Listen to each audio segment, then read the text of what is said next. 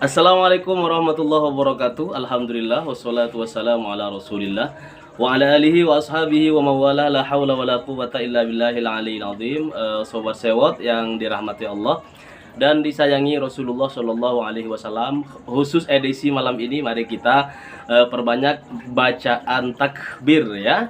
Karena malam ini adalah malam 1 Syawal dan kita umat Islam merayakan Idul Fitri ya. Dan kita diperintahkan oleh Allah, disyariatkan untuk memperbanyak kalimat takbir. Allahu Akbar, Allahu Akbar, Allahu Akbar, Allahu Akbar, la ilaha illallah, Allahu Akbar, Allahu Akbar walillahil hamd. Sobat sewot yang dirahmati Allah dan disayangi Rasulullah Shallallahu alaihi wasallam, sebelum kita sampaikan perkembangan terbaru putusan sengketa Pilpres terbaru hari ini, izinkan Sewot TV menyajikan beberapa informasi aktual dan penuh hikmah untuk Sobat Sewot dimanapun berada.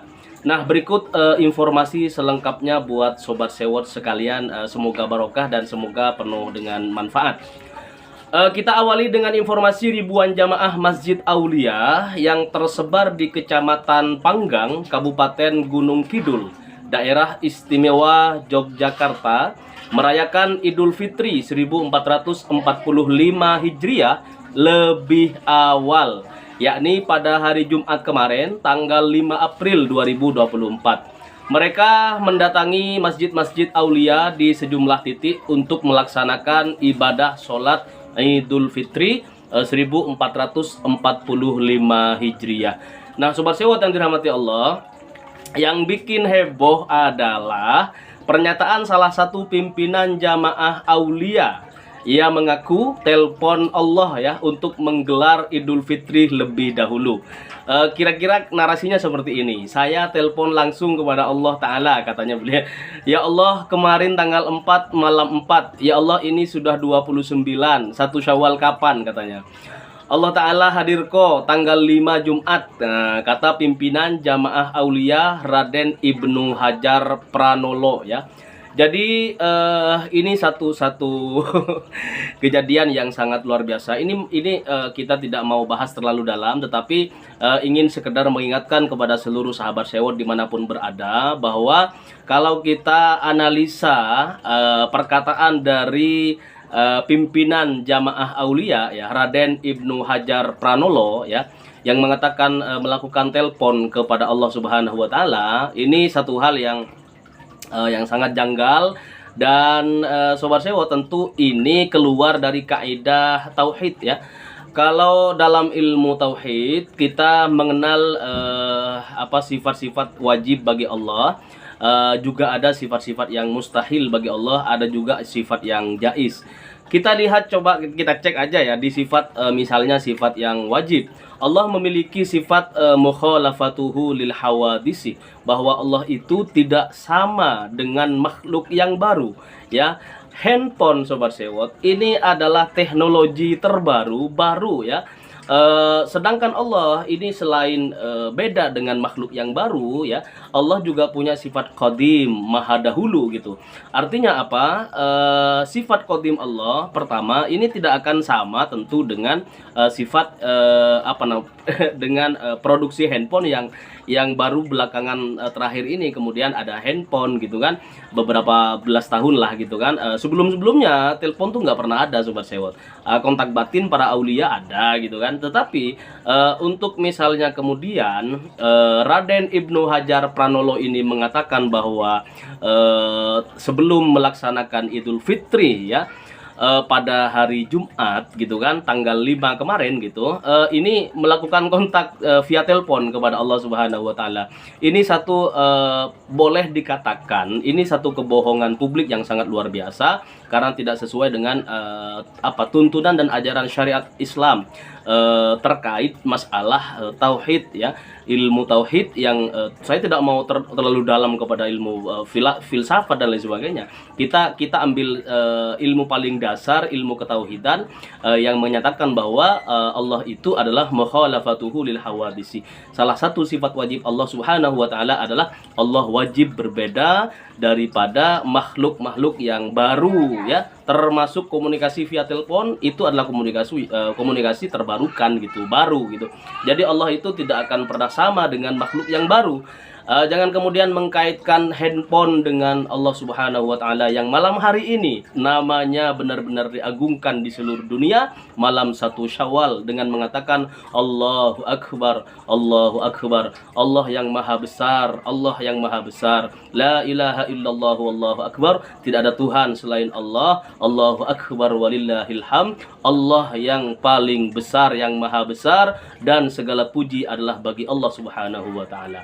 Nah, sobat sewot yang dirahmati Allah dan disayangi Rasulullah Shallallahu Alaihi Wasallam, itu yang pertama ya, kejadian yang yang minggu ini benar-benar viral karena Lebaran 5 hari sebelum kita Lebaran, sesuai dengan ketentuan hasil sidang isbat Kementerian Agama Republik Indonesia.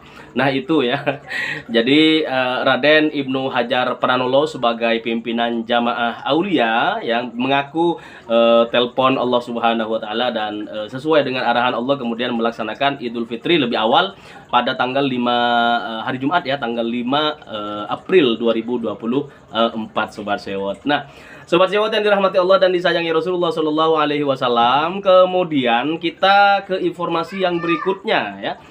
Kita lihat pendapat atau argumen kuat dari pakar hukum Denny Indrayana ya, bahwa Mahkamah Konstitusi itu bisa hanya diskualifikasi Gibran saja dan tetap mengesahkan kemenangan Prabowo Subianto.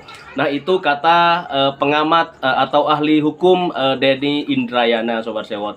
Jadi kemenangan Bapak Prabowo Subianto itu tetap sah, namun MK bisa mendiskualifikasi Gibran Raka Buming Raka. Nanti kita sampaikan alasannya kenapa Denny Indrayana mengatakan hal tersebut kepada kita semuanya.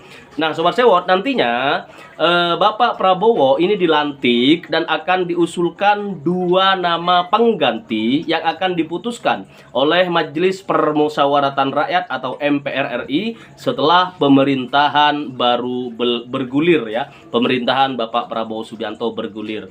Nah, sobat sewot, MPR ini akan memutuskan pengganti Gibran Raka Buming Raka setelah 60 hari pasca dilantiknya Bapak Prabowo Subianto ya sebagai presiden sah Republik Indonesia 2024-2029. Nah, hal tersebut menurut Bang Denny Indrayana, sobat sewot, adalah berdasarkan Undang-Undang Dasar Republik Indonesia tahun 1945 pasal 8 ayat 2. Di situ tertera bahwa Gibran Raka Buming Raka ini bisa didiskualifikasi dan MPR ini punya hak untuk memutuskan pengganti Gibran Raka Buming Raka setelah 60 hari ya masa pemerintahan Prabowo Subianto. Nah, sobat sewot, kemudian hal tersebut ini menurut Mahfud MD ya, bahwa pandangan Denny Indrayana tersebut ini sangat dimungkinkan ya.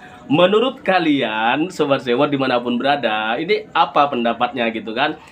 Nanti sampaikan di kolom komentar, silahkan diskusi panjang lebar dan kita pastikan bahwa apa yang disampaikan oleh Profesor Denny Indrayana ini benar-benar sesuai dengan peraturan perundang-undangan Republik Indonesia. Nah, terkait tersebut juga, sobat sewot, Mahfud MD ini mengatakan bahwa presiden terpilihnya sah ya, yakni Bapak Prabowo Subianto. Karena kenapa? Karena prosedurnya sudah benar.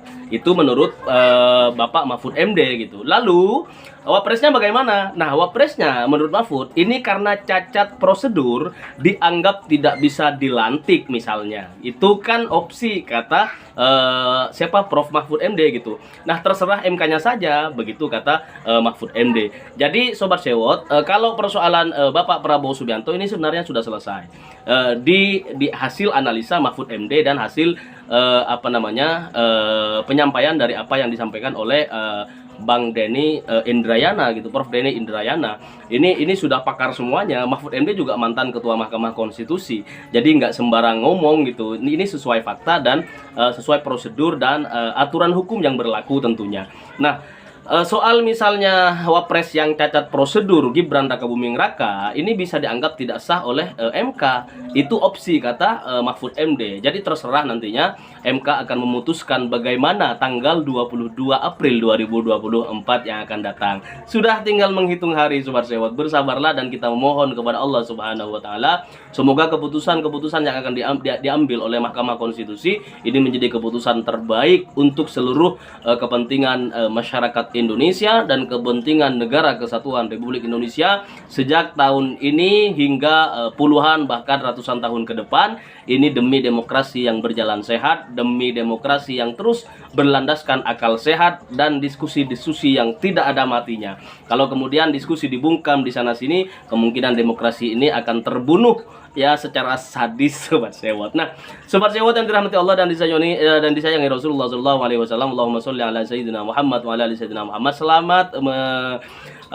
Selamat untuk semuanya ya, umat Islam di seluruh dunia, bahkan khususnya di Indonesia. Selamat Hari Raya Idul Fitri 1445 Hijriah. Minal aidin wal faizin. Mohon maaf lahir dan batin. Salam Sewot.